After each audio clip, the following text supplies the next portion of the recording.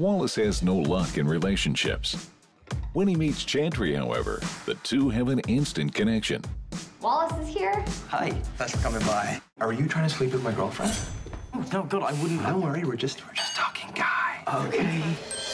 But when he discovers she has a longtime boyfriend, things get complicated. In What If? Hi, I'm Sean. I'm here with Rachel and Liz, and we're going to talk about What If, starring Daniel Radcliffe and Zoe Kazan. We've all just seen it.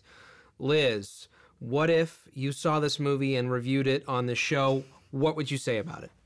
A lot of romantic comedies these days don't want to come out and say that they're romantic comedies.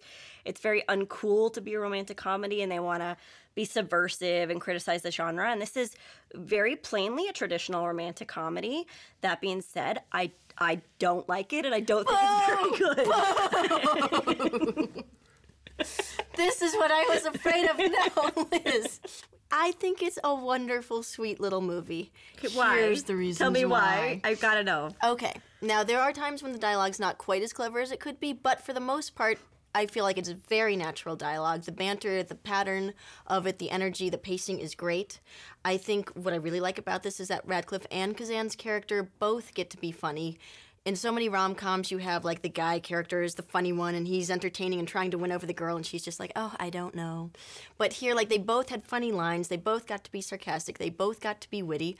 See, I think the dialogue does not ring true, and that's where the film really fails me, especially in the first 20 minutes. I think it's too in love with its dialogue. I think that the dialogue... I talk like that. I know people who You don't talk like that. You're much better than that. I don't think you talk like that at all. I think, I think that the actors having to say that dialogue don't really buy the dialogue fully, and I don't believe these people as real individuals when they start talking. I totally get that guys don't want to hang out with the girl with the boyfriend, but it just sucks, you know? It just, like, makes you feel like the only thing that's interesting about you is how you look with your clothes off.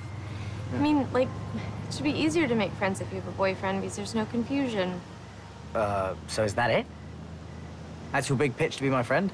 That was terrible. Yeah, I know. But the conflicts that the script revolves around are really uninteresting conflicts. There's How like so? a 5-minute scene where a girl is upset because she can't fit into a size 2 dress. She's I'm not sitting upset there, because of that. She's upset because she can't get out of the she size 2 has to lie dress. about the She's fact that stuck in it. she was definitely size 2. That was a this dress. one-liner. That was not the 5 minutes. It's a very unrelatable conflict, and I just don't think the script or the film gets good until it gets a little dark. And that happens like maybe an hour into the movie, and I can't sit through that hour to get to that good stuff.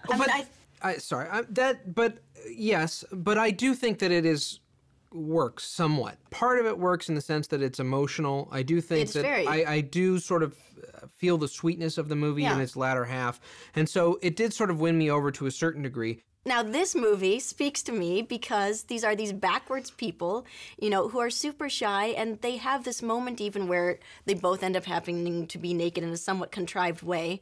But sometimes that's what it takes to get two nerds naked. But are they shy? Are these really authentic characters? It feels like it to me. There's sort of a breathlessness, you know, between the two of them when they exchange looks at each other, and it feels like the innocence of sort of a first blush, first love kind of thing, which...